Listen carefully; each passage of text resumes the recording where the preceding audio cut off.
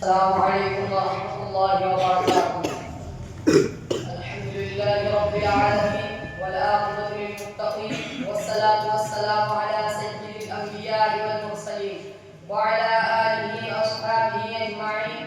أما بعد، فقد قال الله تبارك وتعالى: إن هذا القرآن يهدي للتي هي أقوم. صدق الله العظيم. وقال النبي صلى الله عليه وسلم: خيركم من تعلم القرآن وعلمه، او كما قال علیہ الصلوۃ والسلام. صدر محترم، اسٹیٹ کرونا افروز، علماء اکرام اور حاضرین جلسہ، قرآن کریم کی نسبت پر قائل اس محفل میں میں آج قرآن کریم کی عظمت و جلالت پر مختصر سی تقریر پیش کرنے کی سعادت حاصل کر رہا ہوں. اگرچہ ابھی میں طفل مکتب ہوں نہ واعظ ہوں نہ فرزانہ، ابھی میں طفل مکتب ہوں نہ واعظ ہوں نہ فرزانہ، صدائے دل میں گونجی ہے شناء حق کا پروانہ.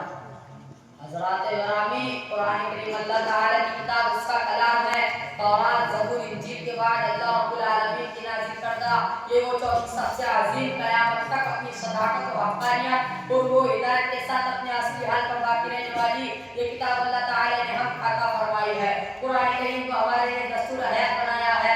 تورات، زبور، انجیل کے برعکس یہ اللہ کا کلام ہے. پہلے اللہ تعالیٰ نے اس کا تکلم کیا، پھر ابراہیم نے سنایا، پھر خدا تعالیٰ کے حکم سے ہمارے پیارے رسول صلی اللہ علیہ وسلم پہ نازل کیا گیا، جن کے واسطے سے ہم کو ملا ہے. اور یہ اللہ کا ہم پر سب سے بڑا انعام ہے، جس کے حقدار مسلمان پائے گئے اور اس سے نوازے گئے ہیں.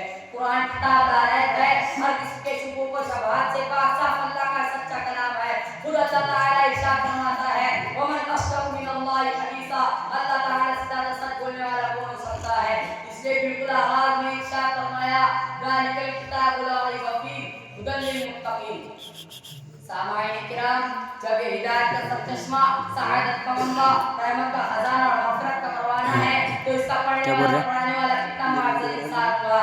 ہمارے پیارے رسول صلی اللہ علیہ وسلم نے ارشاد فرمایا: تم میں سب سے افضل و بہتر وہ شخص ہے جو قرآن کریم کو پڑھے اور اس کو پڑھائے. یعنی معلم و متعلم دونوں اللہ کی نگاہ میں پوری کائنات کے سب سے معزز افراد ہیں. حضرات، یہاں ہماری فکر و سوچ اللہ کے رسول کے فرمان سے ٹکراتی ہے. ہم قرآن کریم پڑھنے والے حفاظ علماء اور پڑھانے والے مدرسین و استادوں کو درجہ نہیں دیتے جو جدید علوم و فنون پڑھنے والے نوجوانوں کو دیتے ہیں. اور یہی تصور ہمارے گھروں میں بھی ہے کہ کسی نہ کسی شکل میں ان کو ظاہر کر دیا جاتا ہے اور ان بچوں پر زیادہ توجہ دی جاتی ہے جو اسکول اور کالج میں پڑھتے ہیں، اور ان بچوں کو نظر انداز کر دیا جاتا ہے جو قرآن کریم کو حفظ کرتے ہیں. اس کا ترجمہ اس کی تفسیر پڑھتے ہیں. ایسا کیوں ہو رہا ہے؟ جبکہ رسول اللہ صلی اللہ علیہ وسلم نے ارشاد فرمایا: خیرکم من تعلم القرآن وعلمہ. تو پھر ہماری نظروں میں حفاظ علماء کے لیے وہ احترام بھی نہیں جس کے وہ شرعی طور پر حقدار ہے. قرآن کریم کی دوسری صفت یہ ہے کہ جب اس کو پڑھا جائے یا سنا جائے تو اس کا اثر ہمارے ایمان میں ظاہر ہوگا، ہمارے اعمال میں ظاہر ہوگا. شرط یہ ہے کہ ہدایت کی شکل سے پڑھا جائے، اس لیے کہ اس کو ہمارا قانون زندگی بنایا گیا ہے. ہماری زندگی اس وقت اسلامی، قرآنی اور نبی زندگی ہوگی جب قرآن کریم کے ساتھ میں ڈھلے گی. بھائیو بزرگوں، قرآن اس لیے نازل کیا گیا تاکہ اس کو غور کیا جائے اللہ کیا چاہتا ہے. عجیب بات ہے کہ قرآن کریم کے علاوہ یہاں تک کہ اخبار کو غور سے پڑھتے ہیں جس کے بارے میں بھی معلوم ہے اخبار جھوٹ کا پرندہ ہوا کرتے ہیں، کیونکہ دل لگا کر پڑھتے ہیں، اس کا بحث کرتے ہیں، تبصرہ کرتے ہیں. اور جس کے بارے میں ارشاد فرمایا: سچ ہی سچ ہے، حق ہی حق ہے، خیر ہی خیر ہے، سعادت ہی سعادت ہے. اس میں غور کرنا تو بہت دور، اس کو صحیح طریقے سے پڑھنے کی پابندی بھی نہیں کرتے اور اس کو جلد چھوٹے بھی نہیں جب تک کوئی مرد جائے اس کو اٹھاتے بھی نہیں. جبکہ اللہ تعالیٰ ارشاد فرماتا ہے قرآن بالکل صحیح راستے پر لگا دیتا ہے، دلوں کا میل صاف کر کے اس میں یقین کا نور بھر دیتا ہے. رسول اللہ صلی اللہ علیہ وسلم نے ارشاد فرمایا: قرآن دلوں میں زنگ لگ جاتا ہے، جس طرح لوہا ہے اس کا زنگ لگ جاتا ہے جب اس کا پانی لگ جائے. صحابہ اکرام نے عرض کیا: یا رسول اللہ، تو پھر یہ زنگ کیسے دور ہوگا؟ ارشاد فرمایا: موت کو کثرت سے یاد کرو اور قرآن کریم کی تلاوت کرو.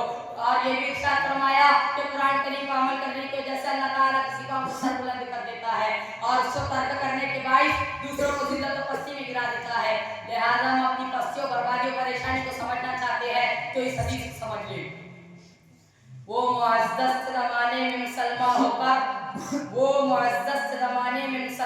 کر حرم خوار ہوئے، تاریخ کے پورا أوقر وآخر دعوانا الحمد لله رب العالمين. السلام عليكم ورحمة الله وبركاته.